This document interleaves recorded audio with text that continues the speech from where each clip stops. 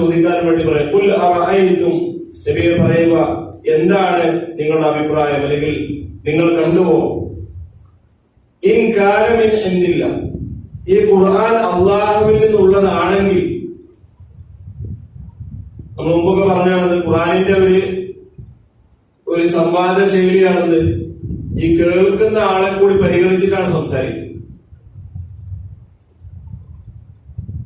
അതുകൊണ്ടാണ് ആ നിലക്ക് പറയുന്നത് അല്ലെ, ഇൻ കാന മിൻ ഇൻദില്ല, ഇത് അള്ളാഹുവിൽ നിന്നുള്ളതാണെങ്കിൽ, അള്ളാഹുവിൽ നിന്നുള്ളതാണെന്ന് സംശയമില്ല. പക്ഷെ നിഷേധികളായ ആളുകളോട് അവരുടെ ചിന്തയെ തൊട്ടുനിർത്തുന്ന ചോദ്യമാണ്. ഈ ഖുർആനെ നിഷേധിക്കുന്ന, നബിയുടെ പ്രവാചകത്വത്തെ നിഷേധിക്കുന്ന, എല്ലാ തെളിവുകളും മുന്നിലെത്തിയിട്ടും നിഷേധികളായി മാറി നിൽക്കുന്ന ആളുകളോട് സൂറത്ത് ഫുസ്സിലത്തിന്റെ അവസാനത്തിൽ ഒരിക്കൽ കൂടി അള്ളാഹു നിർത്തുകയാണ്. ഖുൽ, നബിയെ പറയുക, അറഅയ്തും, നിങ്ങൾ കണ്ടുവോ, ഇൻ കാന മിൻ ഇൻദില്ല, ഈ ഖുർആൻ അല്ലാഹുവിൽ നിന്നുള്ളതാണെങ്കിൽ, സുമ്മ കഫർതും ബിഹി, എന്നിട്ട് നിങ്ങൾ അതിനെ നിഷേധിച്ചുവെങ്കിൽ, മൻ അളല്ലു മിമ്മൻ ഹുവ ഫീ ശിഖാഖിൻ ബഈദ്, മൻ അളല്ലു, ആരാണ് ഏറ്റവും വഴിപിഴച്ചവൻ, മിമ്മൻ ഹുവ, ഒരാളെക്കാൾ, ഫീ ശിഖാഖിൻ ബഈദ്, അതിവിദൂരമായ കക്ഷി മാത്സര്യത്തിലുള്ളവനേക്കാൾ.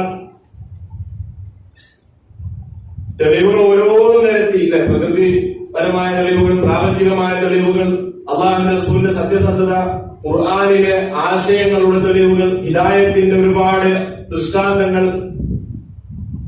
എന്നിട്ടും പരിഹസിക്കുന്ന ആളുകളെ വിട്ടുകളയാൻ പറയുന്നുണ്ട്. സൂറത്ത് മുസ്ലിമിനെ നമ്മൾ പഠിച്ചു. നമ്മൾ അധികമായിട്ട് എന്ത് ചെയ്യണം, അവരെ പിന്നാലെ പോകേണ്ട ആവശ്യമില്ല.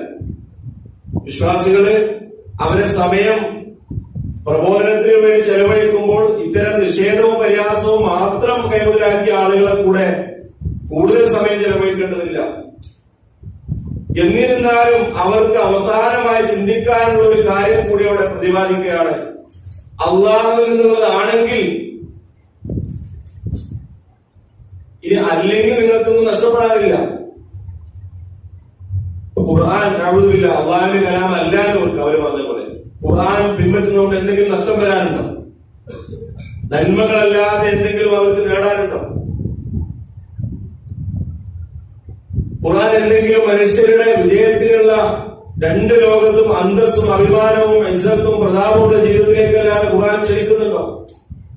അതിന്റെ ആശയങ്ങൾ അടിസ്ഥാനപരമായ അള്ളാഹുവിനെ മാത്രം ആരാധിക്കണം, ഈ പ്രപഞ്ചത്തിന്റെ സൃഷ്ടാവായ റബ്ബിനെ മാത്രം ആരാധിക്കണം, അവനില്ലാതെ വിളിച്ചു പ്രാർത്ഥിക്കാൻ പാടില്ല, അവന് പങ്കുകാരില്ല, അതിലാർക്കെങ്കിലും എന്തെങ്കിലും നഷ്ടം വരാനുണ്ടോ?